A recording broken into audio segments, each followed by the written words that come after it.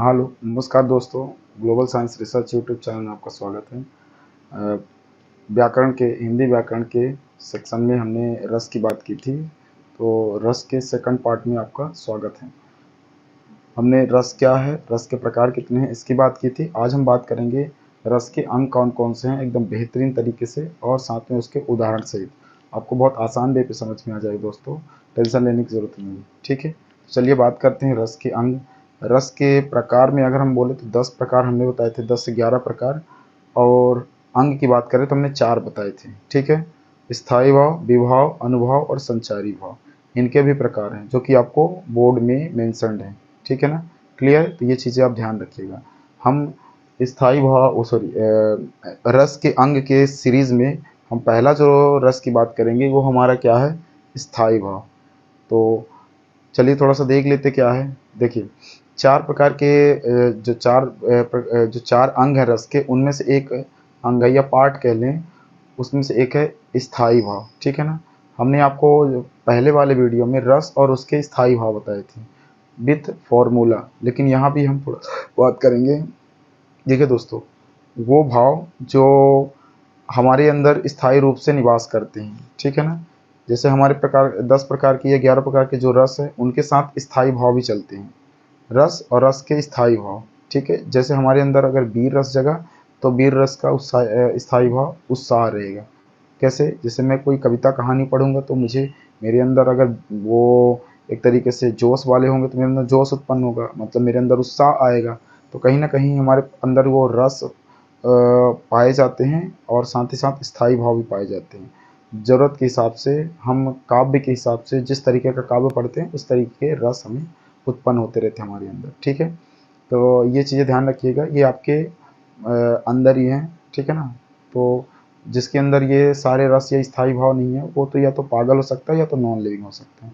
ये बात आप ध्यान रखिए। देखिए, स्थायी भाव की अगर बात करें तो जिसके अंदर ये स्थायी भाव पाए जाते हैं उसे बोलते हैं दोस्तों आश्रय। ठीक है, तो हम जब भी बात करेंगे तो आश्रय या हम उसे सहृदय बोल सकते हैं। तो देखिए, आश्रय के हृदय में, ठीक है ना, आश्रय के हृदय में स्थायी रूप से निवास करने वाले भावों या विचारों को क्या कहते हैं, स्थायी भाव।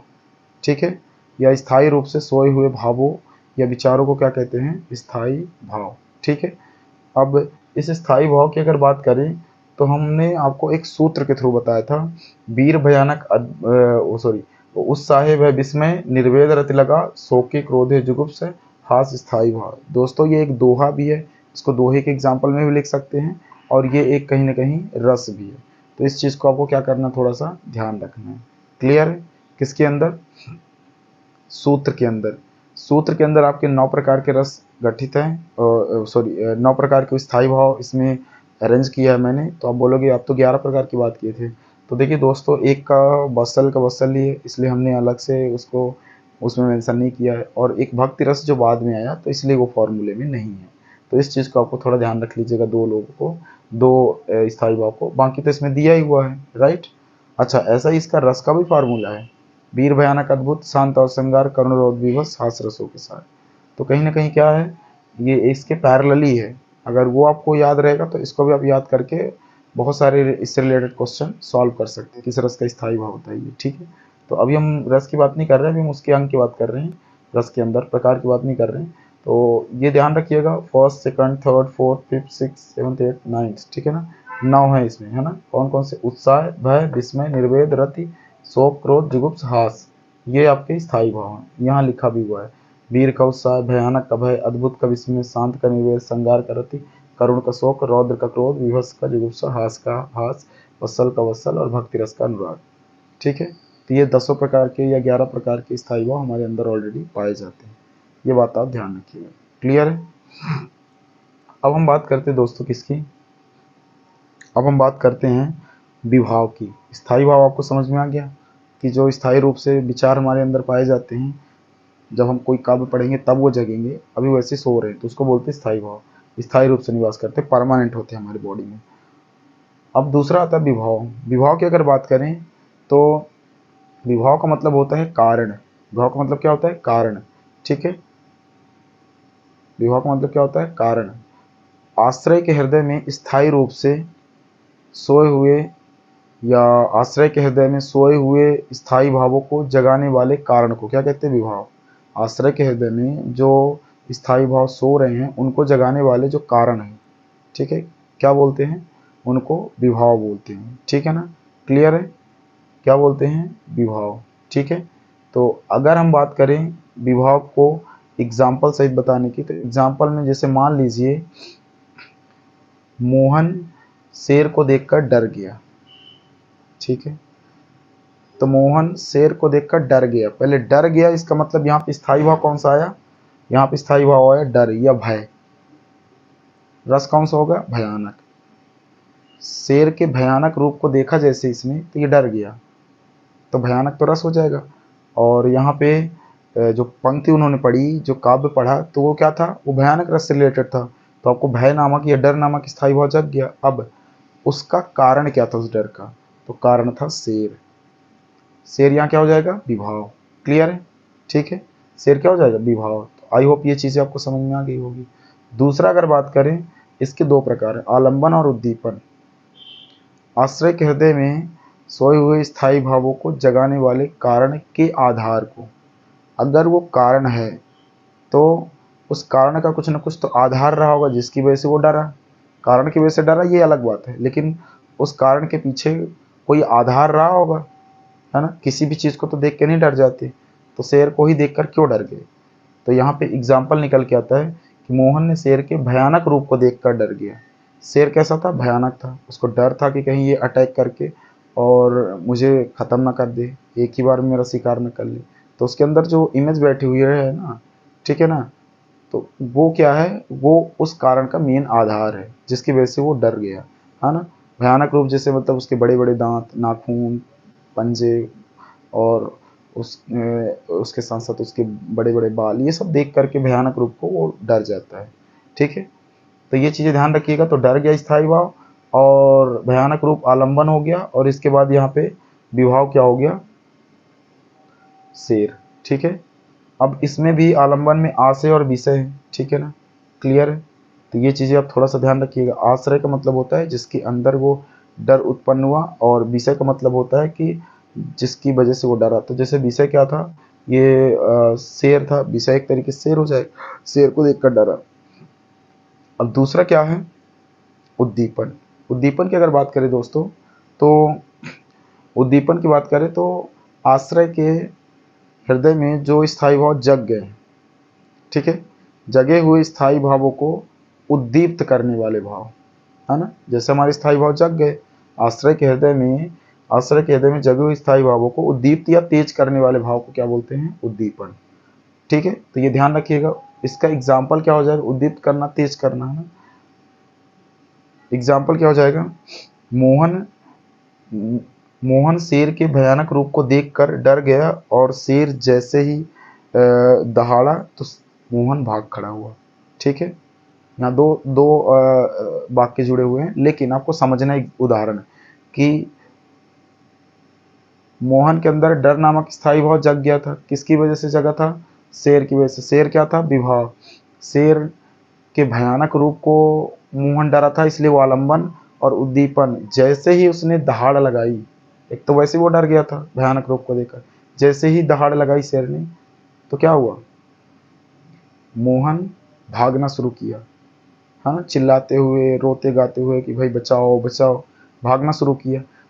तो वो जो कारण था ना शेर, और उस कारण की वजह से मोहन डरा था, तो उस कारण का एग्जैक्ट आधार क्या था? भयानक रूप। लेकिन उस भयानक रूप के डर को और तेज किसने कर दिया? उसकी दहाड़। ठीक है ना, जैसे ही दहाड़ा, या मान लीजिए भूत है, भूत को देखकर आप वैसे ही डर जाते हो, और भूत अगर किसी झाड़ी में छिपके पत्ते उत्ते अगर हिलाने लगे तो और आप डर जाते हो, या आवाज़ लगा के और आपके पीछे पड़ जाए तो और आप खदेड़ ले, आपको पीछा करने लगे तो आप और डर जाते हो, तो वो दीपन में चला जाता है। अब भागते भागते, अब भाग रहे हो तो कुछ क्रिया कर रहे हो, दौड़ रहे हो, चिल्ला रहे हो, गा रहे हो, रो रहे हो, तो ये सारी चीज़ें किस में चली जाती है दोस्तों? अनुभव में चली जाती है। तो यहाँ भागना जो है ना, ये अनुभव का पार्ट है। तो ध्यान रखिएगा, एग्जाम्पल वहाँ पे नहीं दिया है, इसलिए मैंने यहीं पे बता दिया। ठीक है, अब आइए दोस्तों, आई होप कि ये चीज़ें समझ में आ गई होगी। अब बात करते थोड़ा अनुभव और संचारी भाव। अगर अनुभव की बात करें दोस्तों, तो आश्रय के हृदय में जगे हुए स्थायी भावों के फलस्वरूप, अब ये स्टोरी सही समझिएगा, ये स्टोरी ही चल रही है। अब मान लीजिए उसके अंदर भाव जग गए और वो भागना शुरू कर दिया, ठीक है ना। तो जैसे ही वो डरने के बाद डर गया है ना, दहाड़ जैसे ही से लगाई तो डर गया। अब डरने के बाद वो क्या करेगा, कुछ ना कुछ क्रियाएं करेगा बचने के लिए, बचाव के लिए। तो वो जो क्रियाएं हैं ना, वो अनुभव के अंदर आता है कि आश्रय के हृदय में जगे हुए स्थायी भावों के फलस्वरूप उस समय आश्रय के द्वारा जो भी क्रियाकलाप या जो भी घटनाएं की जाती हैं, वो क्या कहलाता है, अनुभव। ठीक है। अनुभव के दो प्रकार हैं, एक कायिक और एक सात्विक। वो घटनाएं जो काया मतलब शरीर, मतलब आश्रय के द्वारा की जाती है, जैसे भागना, रोना, चिल्लाना, गाना, ये सब क्या है, आश्रय के द्वारा की जाती है ना। क्या क्या कर सकता है आश्रय, रो सकता है, चीख चिल्ला सकता है, भाग सकता है, यही कर सकते हैं। वो घटनाएं जो स्वयं से होती है उसको बोलते हैं सात्विक।